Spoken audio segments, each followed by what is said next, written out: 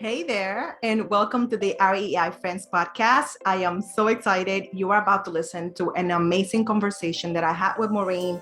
You are going to absolutely love her. She is dynamite.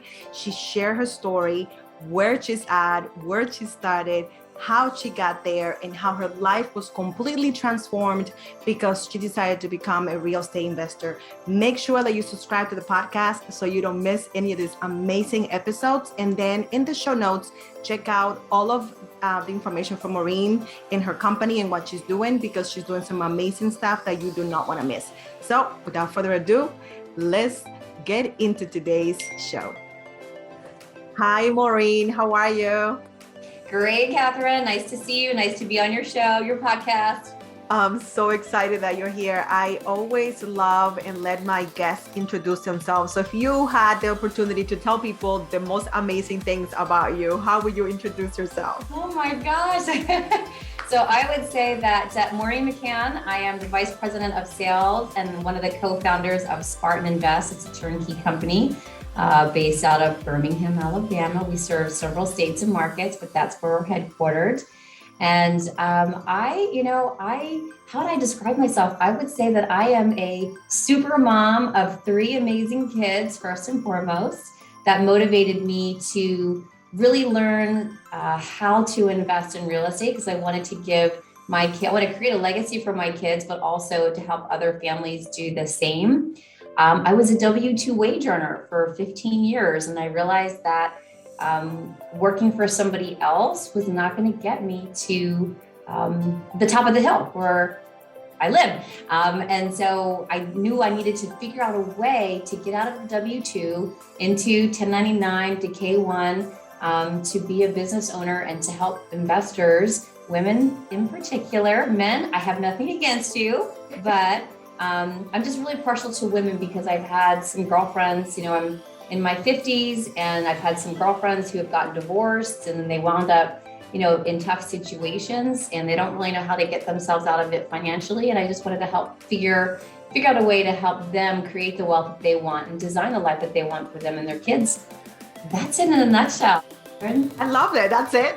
Yeah, It's really good. I love that. I think we have a lot to talk about. So thank you so much. So most of the people that listen to the podcast, just FYI, are people that are brand new to real estate investing. They are obsessed just like I am, and they like to talk as much as they can about real estate. And that's why I decided to record these conversations, because I know others want to hear too. So you mentioned that you were a W-2 earner for a long time. Mm-hmm. What prompted you, or what got you excited about becoming a real estate investor?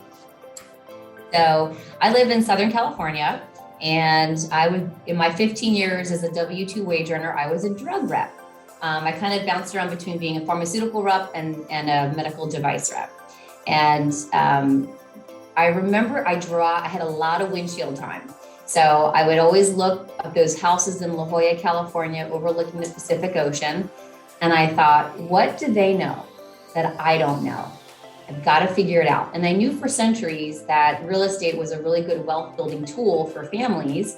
I just didn't know how to do it or how to get started. And what motivated me, this is part of the personal side of the story. What motivated me was at one point, my kids are older now. They're 15, 14, and 11. But when they were 3, 2, and 2 months old, I knew that I had married the wrong guy.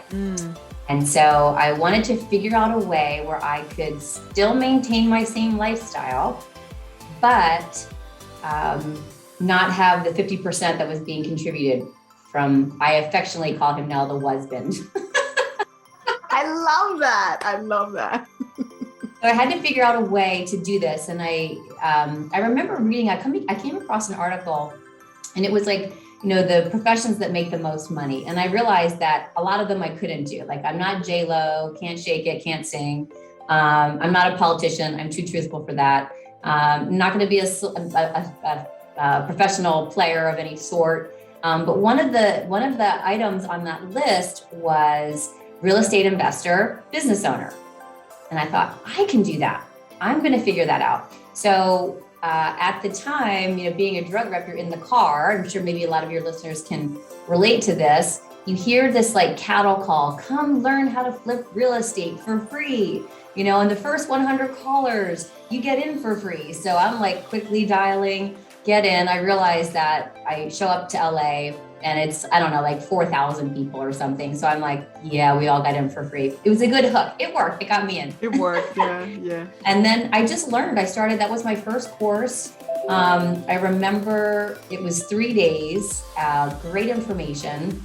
A good friend of mine was there and his name was Randy, and I turned to him and I said, is this good intel? Is this good info? Like, yeah, it's pretty good. So I asked that same question to a bunch of investors in the room, some experienced, some inexperienced. And I learned that it was relevant. It was good content. So, the pitch is coming. If you guys have ever been to a seminar, on the third day, it's like, you can't do this without us. You're going to need us to help you make it easier. And I had just come from a Tony Robbins event, and I remember him saying that you only will learn it if you invest in it yourself. Put your cards on the table, put your money on the table. So where the part of the story gets interesting is, here comes the pitch. It's $9,999, to join our what was it called? It was Robert Allen's group. I don't even remember what the name of it is, because it was so long ago, 13 years ago. And I remember being so nervous. My palms were sweaty. I had never written a check for that much money before. I didn't even have the cash. I had to go borrow it from my 401k. And I have everybody in my ear, horrible idea, don't do that. Yeah. And you have to learn to push all of that negativity, because people that are chirping in your ear about that, they don't think that they can do it. So they're transferring their own beliefs onto you. You have to block that out. So I invested the $9,000 in the coursework, completed it. And then it led me to another mastermind group called Fortune Builders. That was another investment. Randy and I split it. It was $25,000, but I wanted to learn this business. And I knew that you had to invest in your education, invest in yourself, because you've got to develop your own skill set. You can rely on others, but you also have to really know it yourself. So I made the investment, and lo and behold, that investment led me to a Memphis-based turnkey company. Randy, he bought 2 properties first. And guess what I did, Catherine? I sat on the sidelines for a year, tapping him on the shoulder going, are you getting cash flow? Is it working? Are you making money? And I think he got tired of me asking this question over and over again. And finally he said, yes, Maureen, I am. So that motivated me to jump in and buy 2 rental properties myself. And guess what? I didn't have the cash outside of my retirement accounts. So I used my retirement account. I converted it from a traditional IRA. I self-directed it. So I moved it over to a trust company. And then basically what the trust company allows you to do is manage your own money. You tell them you can't touch it, but you're director. You're just telling them what you do, what you want. So I made 2 investments using my self-directed IRA. I used non-recourse lending. It's a different kind of lending versus conventional. It's a little bit higher interest rate, more down payment. But I was willing to do that because I wanted to get the experience and try it. I'm happy to say those 2 properties are paid off, and they're just still in my retirement account month after month after month. Oh my God, there's so many things that you said. I am so proud of you, and I can so relate to people outside of what you know. And that's something that I always want to emphasize. When you know that you're going all chips in on yourself, Yes. You're going to make it regardless. It doesn't matter what's going to happen. If you bet on yourself and you are committed, you're going to make it work no matter what. And that's exactly, sounds like you did. And you have to, thank you for that. Yes. And the thing is, no one wakes up one morning and they go, oh, I'm really going to challenge myself and do something different today. No, it is, you have to be really motivated to want to do something, and you have to invest in yourself. And sometimes that's investing in workshops, seminars, podcasts, workshops, mastermind groups. You have to network with the people that are in the space that you want to be in. And sometimes it's a pay to play. Sometimes you can get the stuff for free. It's a matter of your level of commitment and what you want to learn. But once you kind of get into these circles, where people are doing bigger and better things than you are, then you just start learning what it is that they know and you start applying it to your own life. But if you just choose to sit on the sideline and have great thoughts, but no action, then you're just going to get the same result year after year after year. Absolutely. And I love something that you use. And I think for women, this is going to be very important, not only because most of the time the party that's most affected by divorce is women and the children, Yes. but because women tend to be motivated by events. And there's nothing like, hey, I'm going to lose my lifestyle. There's nothing like when you have money all the time sitting there and there's no risk of losing or missing it, there's not that incentive, right? But the moment there is an outside event that's gonna affect your children, all of a sudden that mama bear instinct kicks in and you're gonna figure it out.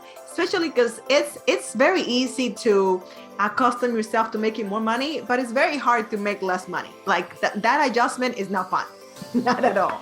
No, not at all. And here's the thing, I think this is a great little segue into the point that I'd love to really just emphasize to your lady listeners and future real estate investors. Had I not made that decision to invest that $9,999 in myself 13 years ago, then here is what not would have happened, right? I would not have met Randy. I wouldn't have gone into the Fortune Builders. I wouldn't have met the Memphis group that sold me 2 properties. I recruited for them as because my doctors they hate talking about drugs. Honestly, they hate drug reps. We're a distraction to their day, very busy day. I started talking to my doctors about how to make money using out-of-state rental properties because we're in California. This is in Alabama and Tennessee, and they got really interested. So I hosted an event, I paid for it myself.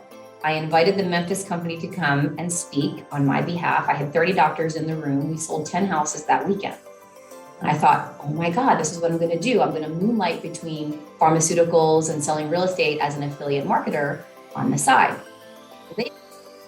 So had I not paid for the $10,000 for the course, I wouldn't have met Randy. He wouldn't have introduced me to Fortune Builders. I wouldn't have met the Memphis company. They wouldn't have hired me. I then meet my business partners in the end of 2012, 2013.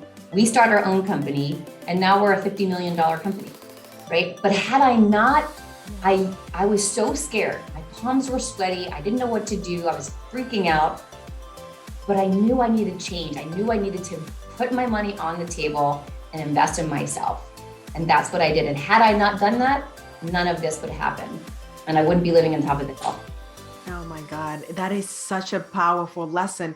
It's that moment of decision. Again, I'm going to go all in. I'm going to do something that I never done before so I can have results that I haven't had before. And that's the power of deciding I want this. This is the solution for me. It has worked for so many other people. Some of them or many of them less smart than I am. Mm-hmm. It should work for me as well, right? And you said the key word, it's a decision, right? The outcome of our lives are the decisions that we make, right? And, you know, we probably had some listeners that have gone, God, I should have done that. Coulda, shoulda, woulda, right? Don't be the coulda, shoulda, woulda person. Take the action because it is scary. And here's the thing, was I scared and was I fearful at the time that I was writing that check when I knew I didn't have the money really in my checking account? I had to take it out of my retirement account. It sure was. But the difference between the people that are successful and the ones that sit on the sidelines is they make a decision and they take action despite the fear. The fear is still there, yes, but you do it anyway. Absolutely. And I love the fact that even though you are very young, I have a feeling you were not 20 when this was happening. So age was not, it was, you're not thinking I'm just starting, right? You were starting over again, but not from that age. It's like, oh, I'm a kid, you had kids. Yeah, 3 small kids and a husband that had fathered a child from somebody else. So having to deal with all of that noise, right. And still trying to figure out a way to build a business and find clients and all of that. There was nights where, if you guys really want to know some of the other personal stuff, I had, during that, when you're building a business, it's not very successful at first, right? It's not very profitable at first. Eventually it does happen. But there were nights, I remember my business partner, Clayton, called me and he's like, if we don't close 10 properties this quarter, we're probably going to close the company down. Now I'm a salesperson. I'm the sales department. I'm it. So I have to, Wow. I told him, I'll get it done. I'll figure it out. And I hang up the phone with him. Did I know how I was going to get it done? No, I don't know the way, but I figure it out, right? So when you put yourself in those situations, you have to figure your way out of it. And if you never put yourself in a situation, then you don't have to think of your way out of a situation. So that was number one. Number two, I racked up 40,000 plus in credit card debt, just paying expenses to maintain a household, which I was now supporting fully. Then the IRS did a tax lien, siphoned my funds out of my account because my debit card, I learned this too. So here's another little tip. When you use your debit card at the gas station, you should run it as a credit card, not as a debit card, because the transaction hangs out there longer. So my debit card number kept getting stolen. So I think I had gone through, I don't know, 3, 4, maybe 5 times this happened. I figured it out. I had a payment plan for the IRS, but I never updated. I never told them that the card number changed. No. So they imposed, I was at Target, food shopping for my kids, and I knew I had money in this account. So I swiped the debit card, declined. I have another account. I knew there was money in there, swiped that, declined. And then I went home, went online to my bank, and sure enough, it was a tax levy. They just siphoned all the money that I had. Wow. So when you talk about challenging moments, this looks good right now. Like, oh, it was easy. No, have you guys ever seen that Facebook meme where it's like the iceberg, it's like, here's what success looks like. And then underneath it's like sweat, tears, worry, stress, study, stay up all night. Those are the things that you do in order to get where you want to be. And so it takes work, it takes discipline, and it takes a decision to want to do it. Absolutely. And let me ask you this. Will you say that having all that happen was the motivation or part of motivation that pushed you to really want to make it happen? Because you had no choice. Like, you really couldn't fall flat on your face. You had no choice. No, I had no choice. And when you have 3 little kids looking at you and you realize that you will eventually become. And when you have that weight on your shoulders, plus I'm very competitive and I really wanted to show my husband that, sorry, I did it without you. I don't need you. He was less of the motivation. It was really my kids, because like you said, Catherine, most divorcees, women wind up on the lower end of the financial. It's financially very difficult for divorced women, especially if they were the CEO of their household, they did the honorable thing and they raised their children. And then to only find themselves a decade or decades later, single, without any quote unquote work experience, right? So trying to get back into the corporate world makes it extremely difficult for them. And if they do get hired, they're not probably making as much as they need to, and their boss is probably younger than them, right? All challenging. It's a challenging circumstance all around. So this is why I'm a huge advocate for just helping women create wealth through real estate and have that passive income. So even if something were to happen, they are financially fit. Absolutely. And I think it has been proven that when you allow or empower a woman to become wealthy, they share the wealth, they hire other women, and they donate, and to just make the world a better place, because they know what it feels like. They have gone through that. So they know that by helping another woman, they're helping another family, or maybe many families. So it's going to have that trickle effect, which is amazing. So let me ask you this. You bought those first 2 properties. What were those 2 properties, and how? Because you had to borrow money to be able to join that program. And then you had to borrow more money. I love that you did that. You took more money out of your 401k. You turned it into a self-directed program. What were those first 2 properties that you bought, and where were they?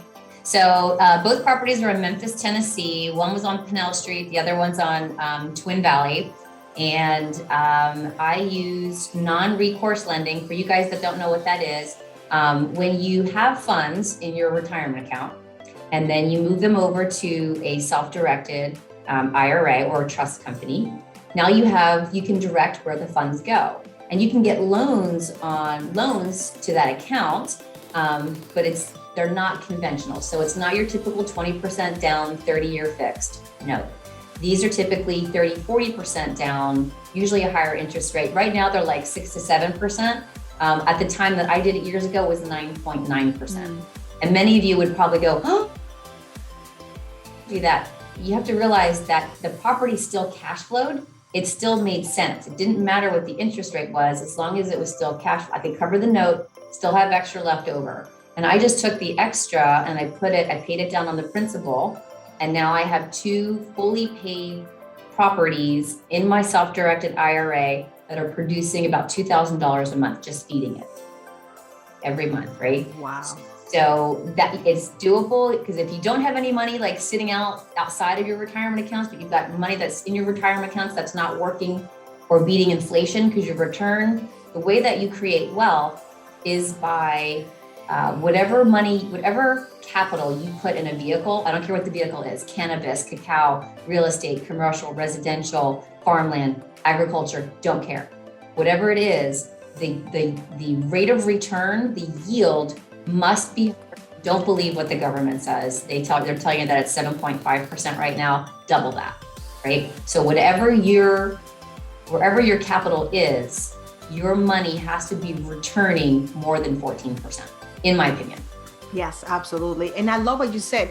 It doesn't matter what the interest, were you paying that interest back to yourself because the loan was for you? No, actually I had a non-recourse lender. So I was paying interest to the lender. Right, but the property, if you don't have the property, then who cares? You don't have that payment, but you don't have that vehicle that is making you money and that you're paying down, and that's actually somebody's paying down for you. That's the best part. That's the best part, yes. And so it's nice that both of these properties have been occupied with the same tenant. So I've been very lucky there. I haven't had any turnover. I've had some repairs here and there. A water heater and some water line main thing, whatever. So there's definitely some repairs that come with it. But now I've got 2, let's call it, I bought them for $75,000 and $80,000. So now they're about $100,000 each. So I've got $200,000 in assets paid in full, sitting in my self-directed IRA that are producing about $2,000 a month in income. Wow, that is amazing. So it's looking at however you do the loan, whether you do private money, whether you borrow from somebody else, the property is going to go up in value. You are going to rent it. But I love what you said. The numbers still make sense. So you have to know you were willing to pay more on interest because you knew your numbers. So whatever you have to do, I love that you met Randy. He was your friend. However you figured out the numbers, and then that way you know how much you can go up on your expenses because the numbers still work. That's very, very important. It's key. So a lot of investors will get worried. I mean, because I've been doing this for a long time, Catherine, a lot of people are like, interest rate of 4.87, because the interest rates on investor loans prior to 2008 were 8 and 9% historically. So these investor loans are anywhere between 4.5% and call it 5% now. It is still cheap money. Yeah. So the way that the wealthy get rich, I should say the rich get wealthy. There's a really good book called Why the Rich Get Richer by Robert Kiyosaki. And I can summarize the book in 2 words: debt and taxes. Yes. You use levered money, you use other people's money to buy high dollar assets that someone else pays down the principal, and they pay the interest too, right? And then there's some cash flow left over, whether it's $150, $200, $300 a month. Doesn't sound like a lot. Multiply that by 10. Now that's $3,000 a month coming in residually. You're not doing anything. You just hold the note, right? They're paying down the debt. They're paying down the principal. They're paying the interest. You get the cash flow, and you get to deduct expenses on your tax bill.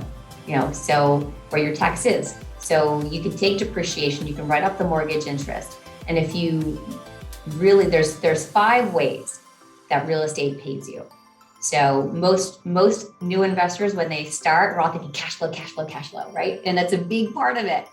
But let's look at, there's appreciation, cash flow, the loan pay down benefit, the depreciation, you can use 1031 exchange to defer capital gains over and over again. And it's a really great hedge against inflation. So here's 5 ways that real estate pays you. We're all focused on the one, but let's just take, for example, the National Association of Realtors. They published last year, we had a record-breaking year in capital appreciation or home equity. Of course. Yep. If anyone's listening, you have homes, and you live in Southern California, you've seen significant capital appreciation in your properties, okay? So across the United States, the average was 19.1%. Let's just put that in dollars, okay? Let's say you bought a $100,000 house in Birmingham, Alabama, and in 12 months, that property appreciated 19%. That now means $15,000 in 12 months, okay? Now, if you use conventional financing and you only put, say, 20% down on that $100,000 house, and you just made $19,000 on appreciation only. I didn't even talk about the other 4, right? 18,000 on, we call it, Robert Kiyosaki calls it phantom income. It's phantom money that just shows up through equity, right? Imagine if you had 10 of those properties, 5 properties, all appreciated. I'm going to round it up to 20 because the math is easier, right? 20, you had 5 houses that appreciated $20,000 each. What's 5 times 20? That's $100,000 you just made in equity. Right. That's the power of real estate, honestly. It's just beautiful. It's beautiful to hear. I love how effortless it comes out of you. Obviously, you've been doing this for a minute. How did you develop the mindset to uncomplicate real estate investing? Like, I know you read the book. We all love Robert Kiyosaki. He's amazing. And I know you have some circumstances, but did you ever had a moment where you were like, how am I going to do this? This is complicated. Did you have anybody in your life that was doing it? Or did you just talk us through that? The mindset is so key in all of this, because the difference between people that will take action and those that choose to stay inert or stagnant is they just make a decision because in their mind, they go, if I don't do something different, I'm not going to get anything different, right? And so we all arrive at a place where we get to that moment. It's that discontentment, whether it's, I'm so tired of working for the man. I'm so tired of getting passed up on the promotion. I'm so tired of dealing with this controlling husband, right? You get to a place that discontentment is kind of just stirring down there, and eventually it kind of like boils up to here, and then you just can't anymore. It's enough. You've had enough. So my is actually my business partner, Clayton. Nobody in my family comes from money. They're actually surprised at what I've been able to do, but my mindset is completely different from theirs. And here's something, you guys. My family is all on the East Coast. I love them to pieces, and I don't fault them for this. My parents are children of the Depression. So they have a scarcity-based mindset. Things I heard growing up when I was a kid: turn off the lights, we don't own the electric company. Money doesn't grow on trees. We can't afford that. I'd always see that's scarcity, right? And as a young kid, that just goes in our subconscious mind, and you think, well, I can't do it. I won't let my kids use the word can't. Nope. I'm like, here's what you say. When they say, Mom, I can't do that, I go, They go, Mom, it's challenging, but I'm going to figure a way out, right? Because now the mind has a way, it's been given permission to seek other avenues, to seek other solutions versus I can't, and then it closes down, right? So to move away from my family's mindset, I read Robert Kiyosaki's book, Rich Dad, Poor Dad. That was the first book so good. I mean, I'm going to tell you too, Catherine, I have thousands, if not tens of thousands of conversations with investors over the last 13 years. 98% refer to that book as what changed their mindset. Okay. Me included. So if you haven't read it, get the book. I don't get anything from Robert Kiyosaki. I get no royalty. We should though. I tell people all the time because that story, and I love the way it was told, right? It's a story format, but it was so, for me, black and white. For me, it was like, first of all, I was offended that I was not told that before. I'm like, where were the educators? I needed to know this a long time ago. And second of all, this is a no-brainer, Everybody needs to live somewhere. That's not gonna change. People need to live. Even when people, especially through 2020, and people were going through short-term rentals and Airbnb, somebody owns that Airbnb. So even though people were not owning real estate or one property, they were living somewhere. And somebody owned that Airbnb and somebody was getting paid some big money because they bought that house. So it is amazing to me. Like you said, please get it on Audible. It's a great, whoever read it did a great job reading it. Get the book as well. It's the best money you're ever gonna spend. It's so, so good. I agree. So then it goes back to one thing I wanted to complete my thought. So you have the scarcity mindset, which many of us are born into. And then there's the abundance mindset, right? So the hardest thing is, and I think what holds people back is you have this scarcity mindset, not even realizing that it's programming in your mind that's false programming. And you've got to make the jump from here, from scarcity mindset to abundance mindset. What that means is I deserve more. I want more. Money is not bad. I deserve it. I want the cash flow. I'm entitled to it, right? And that the leap from scarcity to abundance is very difficult. That book, Rich Dad Poor Dad, will help you make the leap, bridge that gap. So I highly encourage you, your listeners, if you haven't read it, read it. If you have teenage kids, there's a Rich Dad Poor Dad for teens. My two girls are reading it right now. My son, when he's old enough, he'll read it. But you've got to get this financial education piece in your mindset as soon as possible, as young as possible. So if you have children, what a great Christmas. This is the Christmas gift. Put it in a stocking stuffer. Absolutely. Oh, a birthday gift. You don't have to wait till Christmas. Birthday gift or just a money gift. Be like, hey, this is a gift that I'm gifting your future self. Pay them to read it. I mean, it's even worth for you to pay them. My daughter reads a book a day, so I wouldn't have to pay her, but other kids don't like to read that much. Get them to read it. I'm telling you, something is gonna click when they read that book. So thank you so much for bringing that up. So what does your portfolio look like today from those two properties that you bought 13 years ago? Yes. So I am holding steady right now at 6 properties. I've got 2 in Memphis, 4 in Birmingham. There was the divorce that happened there, so that slowed the acquisition piece a little bit. And then I had to make a decision about almost 3 years ago. After I sold my personal residence that I owned, so I bought him out, stayed in there for a little while, sold it when the market was really high, walked away with a few $100,000.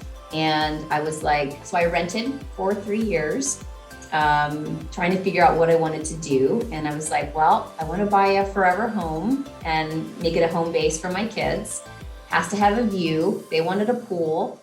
And I found this great lot up in San Leo Hills that overlooks the Pacific. So I wound up buying the house, and I had to put in it was a $300,000 front yard, backyard. So a lot of my investment capital went into my primary house. And I know how Robert Kiyosaki thinks. There's liabilities and there's assets. Your personal residence is a liability because it's money going out every single month. You're not getting any money in from your personal residence. But I knew California real estate was a little different because I've been living here for 30 years now. And I thought there's a way that I can still have my primary home, still have access to the equity and the line of credit that I have in my home to continue to build my portfolio. And what's been really nice is that we've all seen record numbers of appreciation in the last 12, 18 months. My neighbor sold their home for $500,000 over asking. Crazy, wow. I know. But that puts me in a position of having about 2 million in equity in my house. So I've got an first line position, open line of credit. So, and the backyard is now done. Nice. This is now I've invested in commercial real estate. I've got 2 commercial properties up in Sacramento, the lofts in Savannah Court Apartments. I'm in several oil and gas wells in Colorado, Louisiana, and Texas. I've got several restaurants that I'm invested in, Carnitas and the Broken Yoke. And I've got some capital as an angel investor in 2 different sectors. So I'm kind of starting to tiptoe my way around crypto and NFTs. I'm learning all about that. I don't know anything about it. But I'm always looking for ways to create streams of passive income. Oh my God, I love what you share. And what I'm seeing, because I'm a mom as well, you made a decision.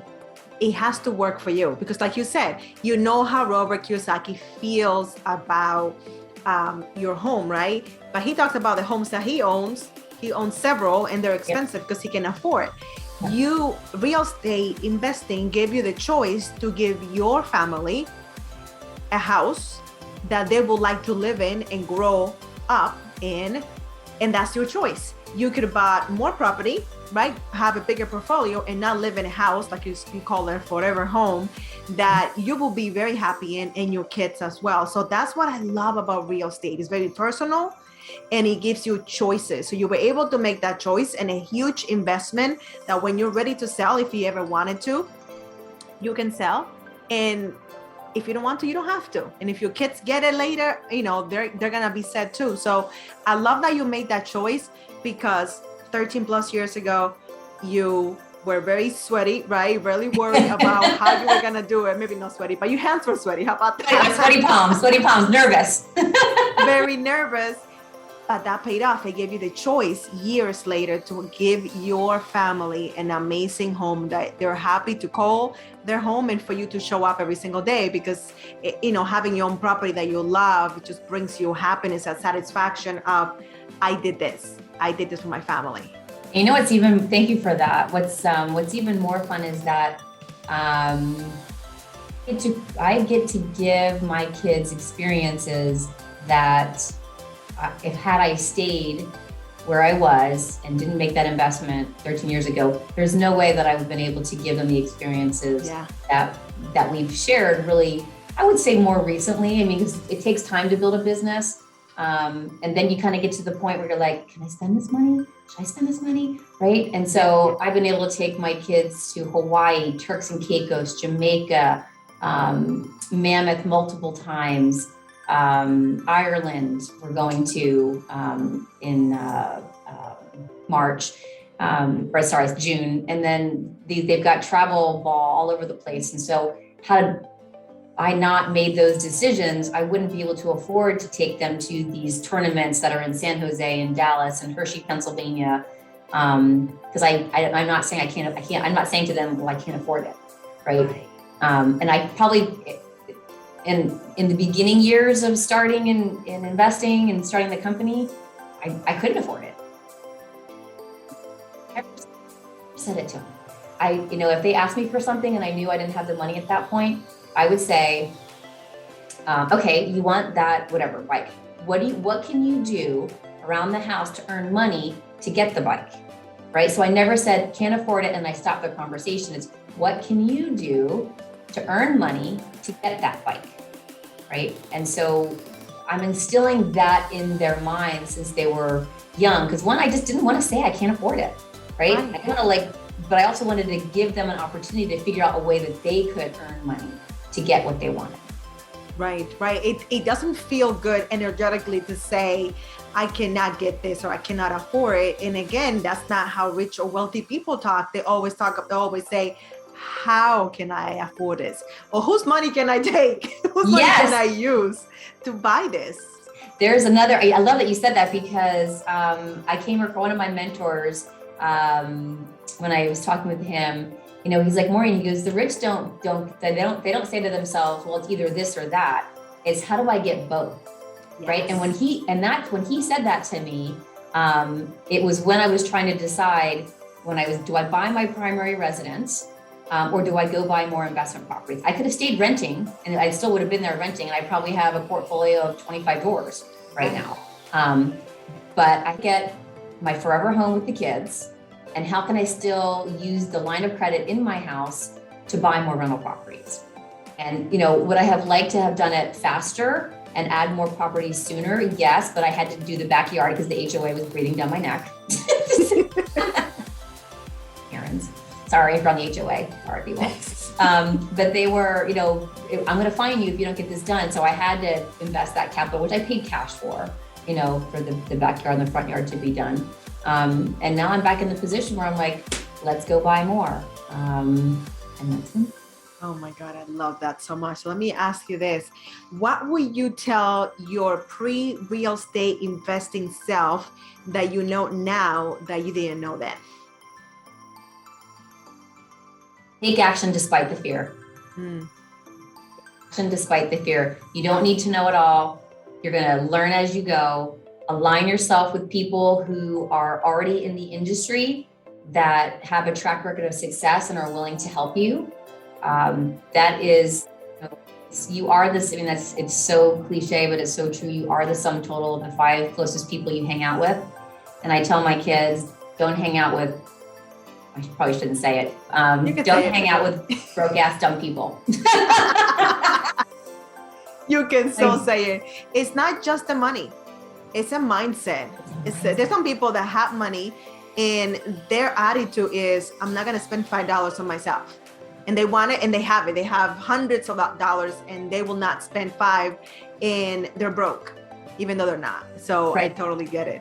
It's mindset. So you hang out, so I always like being the dumbest one in the room. If you are just starting out, I'm going to encourage you highly to look for meetup groups, look for real estate investment groups that are local, go to those meetings, network with people, talk to them. You're going to find everybody from wholesalers to lenders, to economists, to house flippers. You're going to find a variety of people in that room, and you just have to start. It's through osmosis. You're just in the room, you're networking. Earl Nightingale, if you guys don't know who he is, he was actually one of the mentors that Tony Robbins referred to. He has since passed on, but he had a really great series. This is dating myself because these were on CDs a long time ago. But it was called Lead the Field. Was his series. It was 8 discs, and I listened to them over and over again. Do you know how I actually heard about it? It wasn't through Tony Robbins. It was through Robert Kiyosaki's a preface in his book. He talked about, he listened to Earl Nightingale's Lead the Field over and over and over again. And I thought, if it worked for him to make him a millionaire, then I'm going to do it too, right? So I just adopted someone who I respected in the industry who recommended I listen to Earl Nightingale Lead the Field. I don't know how many people ever did that, but I did, right? And so it's look at what other people are doing that you want to emulate, follow them, ask them for help, reach out to them, invite them to lunch. Say, hey, I'd really like to talk to you about how you got started. How could you give me some advice? And we actually appreciate people that take that initiative and reach out and say, hey, can you help me? Because there's so many people that don't, and the ones that do reach out and say, help me, will help you.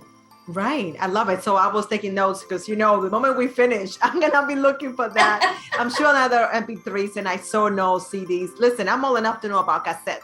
So me too. 8-track cassettes. So I totally CDs. Listen, that's new stuff for me. Yeah.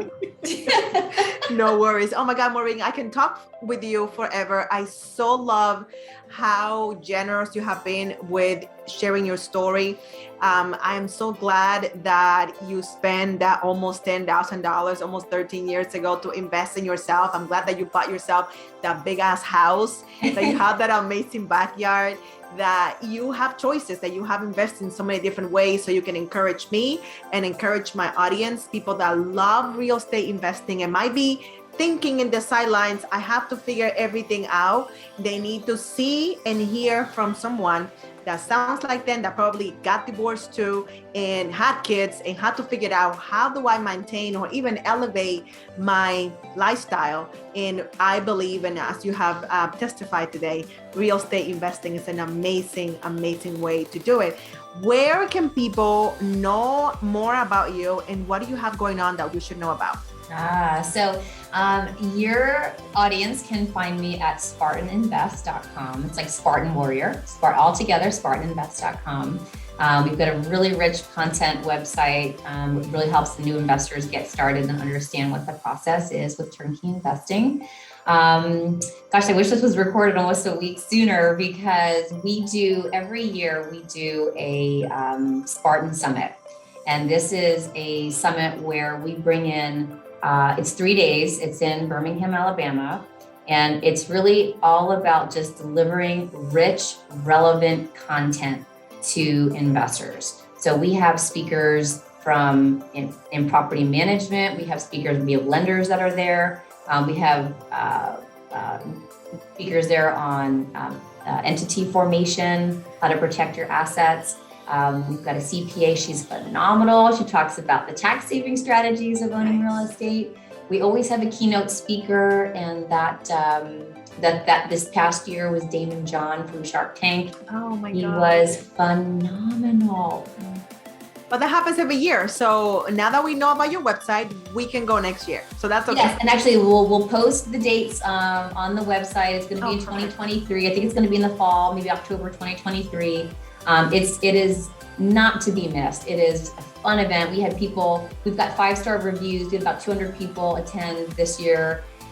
We have different levels of tickets. You could go virtual, I think it was $99. And then if you wanted the premium, where you get to do a meet and greet with Damon and get a photo, that was $245 or something like that. So a very small investment for a content-rich, highly powerful educational tool to help you just become a better, more informed investor.